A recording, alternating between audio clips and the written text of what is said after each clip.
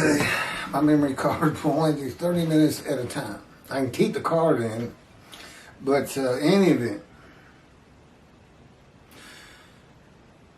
laid on him by the words and power of God in what God calls his fire of refinement. I call it God's boot camp for prophets because it's like a cadet becoming a Navy SEAL at a boot camp. You know, they're pretty tough on them. Or breaking a wild horse so that you can ride it. So all those words apply to me, but God doesn't tell you it's a fire of refinement, which you can find in Job, and I have, it's on video, in Job, Jonah, and Ezekiel, and now we find it 53, just not mentioned. That's why nobody can interpret 53. And these words were a snare for the Gentile, for the Christians, as it comes to be. Because they sound like words of sacrifice. Somebody dying for your sins. His sins are, by his wounds, are, what is it again? Well, anyway. And he did it for this reason. I mean, basically he creates, with 53, he basically created Christianity. He gave them something to hang their hat on from a biblical source that they now call the Old Testament. He did it because he knew a time was coming, such as the Holocaust. And he had to have America, a Gentile country, that knew his word to some extent. And they did. You know, they got the 10 Commandments anyway. There's not much to being a Christian. All you got to say is, I believe in Jesus and the resurrection. And that's it. You're done. And the Jews have 613 laws they got to abide by. That's too funny.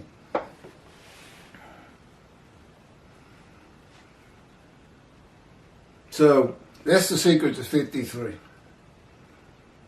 Oh, and he also knew he had set up one last day where he passes his wrath to them, and he tells me, we're going to take the cornerstones out of Christianity. It'll take a long time to completely fall. But by the end of my life, and the things that are going to occur in the building of the temple, Gentiles are going to have a hard time convincing their kids there ever was a Jesus. Especially when I get through with his big lies.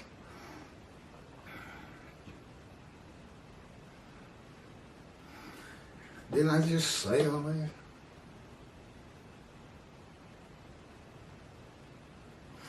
The righteous servant, bearing up to and enduring this fire of refinement, of wounding, punishment, chastisement, crushing, bruising, maltreatment, removes the sickness and suffering of unrighteousness of the Jewish people for being guilty of not following the teachings, laws, commandments, and rules of God. Because why? They listen to my teachings. The righteous servant makes the many righteous. That's them. But I have to go, and God has to get me to... You're not born a prophet. You're not born the righteous servant. Okay? You got to be molded, just as the Jewish people were molded. God creates all things and all people. But he molds the Jewish people to be who they are, his chosen, with 613 laws, manner of dress. And he molds me, a Gentile, in the fire of refinement. And you could say the Jews have lived in a fire of refinement. They've suffered greatly. A lot of these words would apply to them.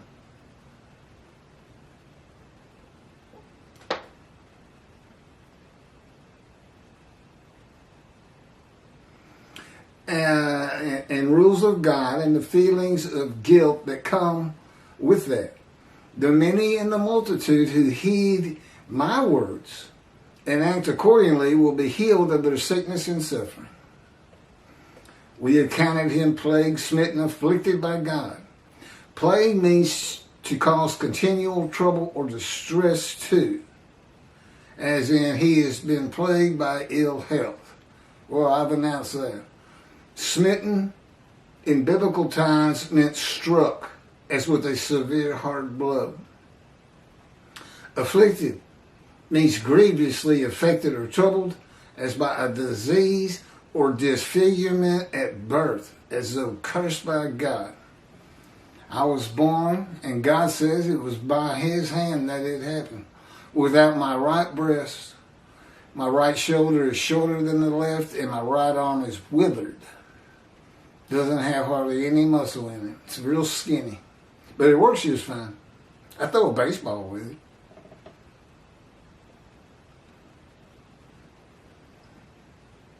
And shoot baskets with it. I was born right-handed. I had to become left-handed to write and things like that.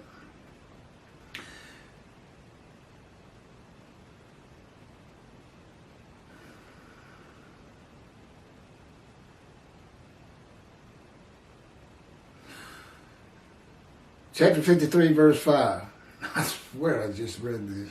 But he was wounded because of our sins, crushed because of our iniquities. He bore the chastisement that made us whole. These are where those words come from. I call the big six. And by his bruises we were healed. I don't know what that means. The book of Ezekiel is the key to understand Isaiah 53. The purpose of Ezekiel was to be a prophet and teacher of righteousness to the exiles of the Assyrian Babylon, exiles of Assyria Babylon, by bringing them to repentance with restitution. To prepare him, God said, and this is basically the definition of the fire of refinement. I mean, this is where it comes from. I will make your face as hard as theirs. He's talking about the Jewish people. And your forehead as brazen as theirs. I will make your forehead like adamant, harder than flint. Do not fear them. Do not be dismayed by them. And then God maltreats and punishes him for the punishment of the houses of Israel and Judah, which would be for their sins. Wounded for their sins. Punished for it.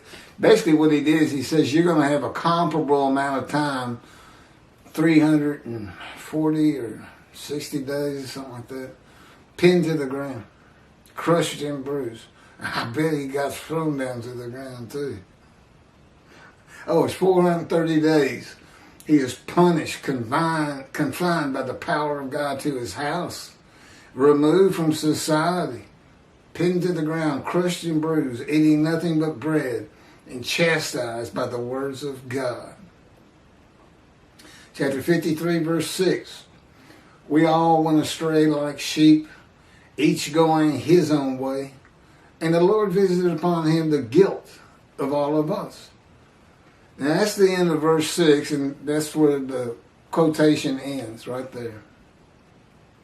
So these people, we were all astray like sheep, they're the same people who say, who can believe what we can believe?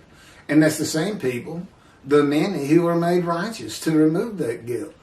That's what the story is. I mean, the guy's as lowly as these people, but somehow God selects him, puts him through this fire and prepares him to be a teacher, and God gives him all this knowledge. These new things that say, this is the man of God, that he said his spirit was going to alight upon. We all went astray like sheep. That's the Jewish people who are the witnesses. Okay, that was me ad-libbing. Here's God's words. We all went astray like sheep. That's Midrash, commentary. The Jewish people, who are the witnesses and the speakers of verses 1 through 6, stop following the laws of God in one manner or another.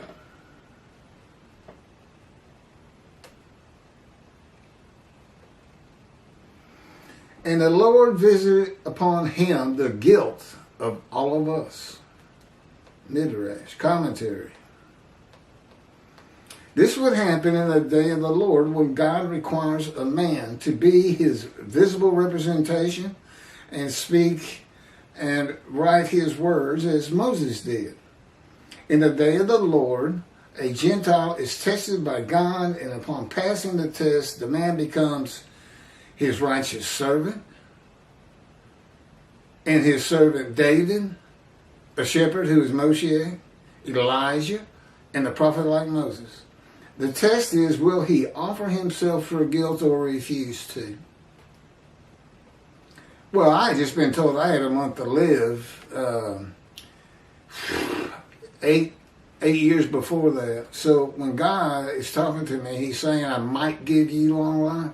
I'm ready to roll the dice. It does say might. But you have to go through the fire of refinement. Now, mind you, he did that with me, but that's not what happened to Ezekiel. Ezekiel said a spirit that God is in, of course, seized me, and I went in the anger and the fury and bitterness of my spirit in the hand of God.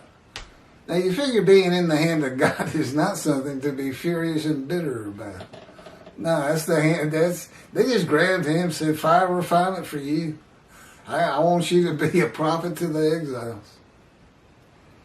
Again, all that was set up. That was for the Gentiles and Christianity and America and the Holocaust. Because without America, you don't defeat Germany. You just don't. And of course, God knows all things from beginning to end.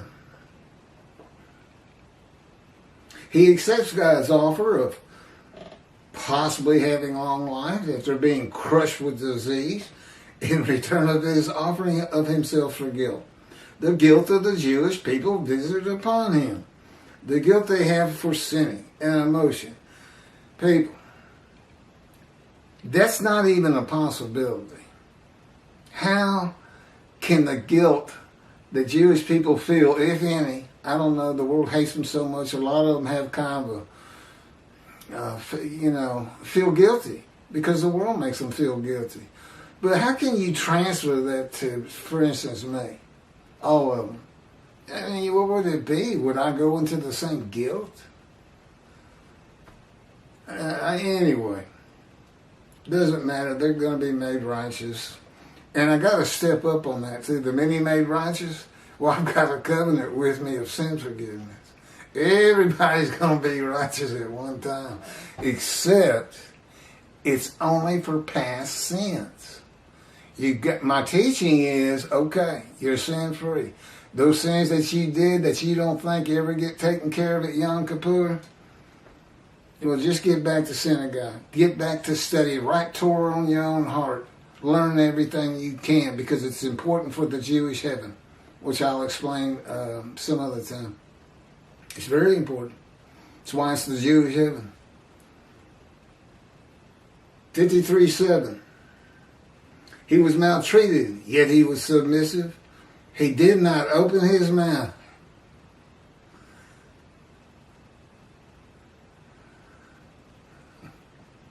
I'm going to tell.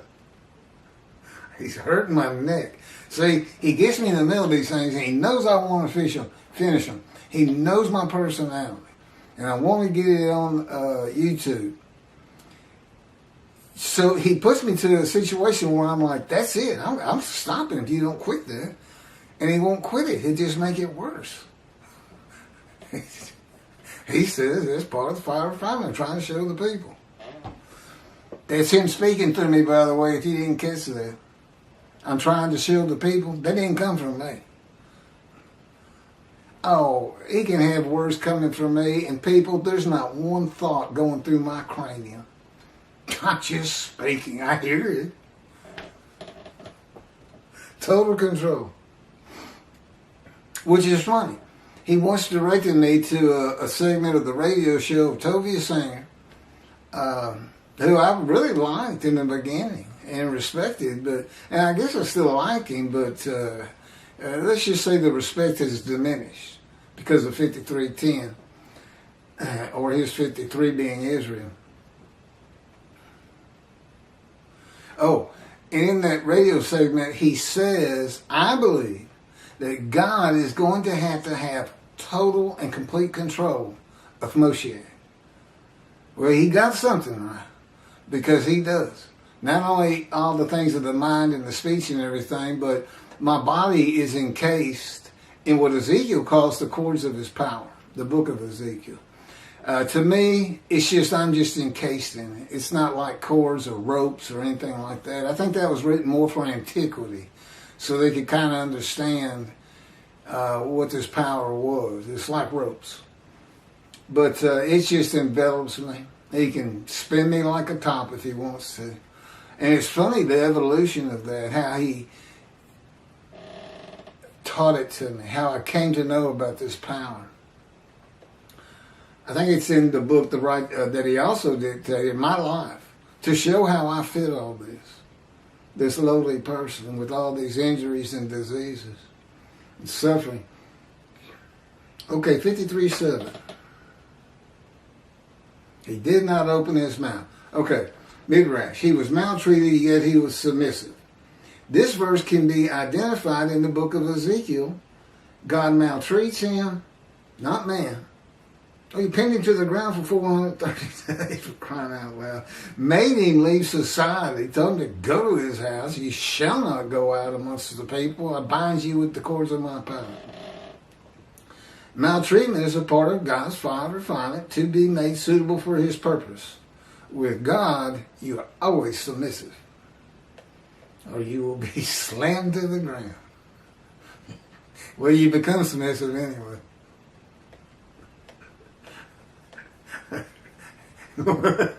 It's taken about 7-8 times. And I'll be slammed to the ground on cement, bust your chin wide open, or crack your skull, abrasions all over your face from your skin getting rubbed off. Wounded. How about this? He had me walking through a creek on stones, great big stones. And we had gotten through with one of these, 50 yards of running on these stones. And some of them be slippery, but he'd make my feet stick. It was all this big event to learn about him and his power. And out of nowhere, I'm standing there wrestling next to a big boulder, and my hand goes up in the air, and I just basically look at it, and bam, slams down that rock and broke this bone right here.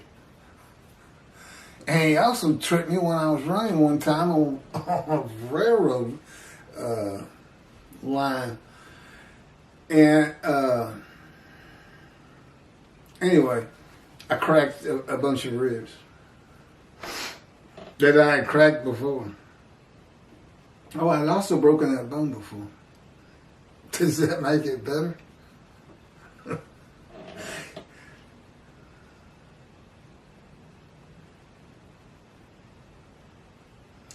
Ezekiel said the Spirit seized him, and he went in bitterness and the fury of his spirit in the hand of God. The chastisement, punishment, maltreatment, crushing, and bruising in God's final refinement is to remove the bitterness and furious nature of Ezekiel that Moses had too.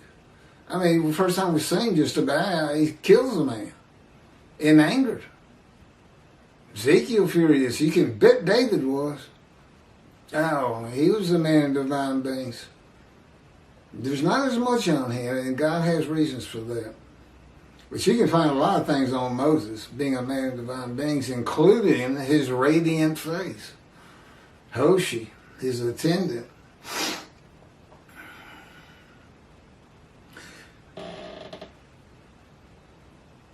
It is to make a man meek and humble.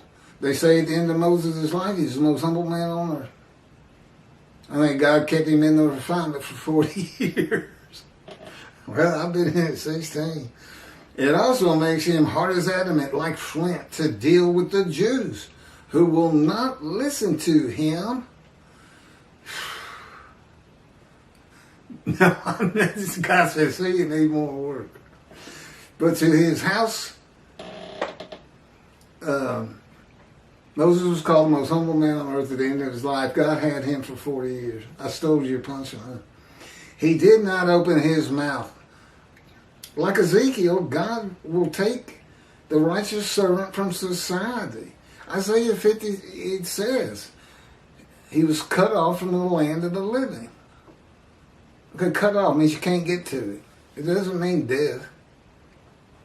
And confine him to his house for God's fire refinement, not allowed to go out among the people, silent as a lamb. Wasn't talking to anybody, to all that know him. 53 verse 8. By oppressive judgment he was taken away. who could describe his abode? For he was cut off from the land of the living through the sin of my people, who deserved the punishment. More stuff for the Christians. By oppressive judgment he was taken away. Midrash. Commentary. The oppressive judgment is being guilty and receiving a sentence of imprisonment and of wounding, maltreatment, chastisement, punishment, bruising, and crushing until suitable for God's purpose. A purpose that includes making the many righteous. God is using the verses symbolically, with the offering for guilt being shown as a guilty plea before a judge of crimes not committed by the defendant. You know, Jesus was found not guilty. But the fellow asked the crowd, I don't remember his name. I would know the name. He took it from me to embarrass me. He asked the multitude that had gathered, what do you want me to do with him? I want to wash my hands of this whole religious fiasco. And they said, crucify him. Nice crowd, huh? I feel like it's the crowd watching me. Who can describe his abode? But that doesn't work. Okay, the prison. And the Spirit entered into me and set me upon my feet. And he spoke to me and said to me, go, shut yourself up in your house. And we said to me, go to your room. That's it. I didn't even have the cords of my power on. I really didn't have a lot of people I knew at the time. There's a long story behind that. The chains. If you're in prison, you'd have chains on. As for you, all mortal cords have been placed upon you, and you have been bound with them, and you shall not go out among them. All of Israel will be able to describe the abode of God's righteous servant in the day of the Lord because of social media and phones with cameras. An abode to be honored in Isaiah 11 because the righteous servant is Moshiach. For he was cut off. Oh, we don't have that in here? Jesus had an abode. Yeah, there's a verse where he's eating meat with friends in his house. I'd like to get somebody to describe that for me. Good luck. For he was cut off from the land of the living. Being cut off from something means you cannot have it or get to it. Cut off from the land of the living by a man given long life means cut off from society and the material things of the world, not death. Oh, he's taking everything from me. I don't have anything. I had a triathlon bike. He trashed. I mean, he had my wallet fall out of my pants, and you can't tell me he didn't know. He didn't stop me and pick it up. There went my driver's license. No wallet, no bank account, no anything, no car. I walk everywhere. You think the Jewish people walked a lot in the Exodus? That's nothing compared to what I've walked. A pittance. I walk everywhere. Ezekiel was cut off from the land of the living, bound by God's power in his house, as he went through a process of refinement, make him tough, make his forehead like adamant, and let him know and control and change his emotions so he's not in fear and dismay. I mean, you can be tough and still have fear and dismay. And he didn't want me to be, and I know he can do it too, by the way. I've been with him too long. He's shown me too many things. It's going to be much more enjoyable than being in the fire, which he says he's not stopping until we get to Israel. So I plead to the masses, get me to Israel. I'll pay you back. Yeah, I don't have anything. You got a little Social Security coming in. The process of refinement of his emotions and self to be made suitable for God's purpose of his being a prophet to the Assyrian Babylon exiles. Midrash, through the sin of my people, the people of Isaiah, who are the Jewish people, the people in the first 6 verses, who deserve the punishment. Ezekiel suffers the punishment of the houses of Israel and Judah for 430 days. The houses of Judah and Israel suffered their punishment in exile. There was no vicarious suffering for the sins of the house of Judah and Israel. Ezekiel's punishment corresponded to the punishment of the houses of Israel and Judah for their sins. Isaiah 53 verse 9. And his grave was set among the wicked, and with the rich in his death.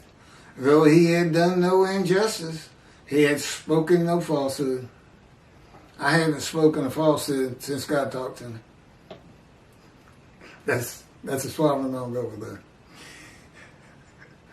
This verse says the righteous servant of God was poor but dies a rich man.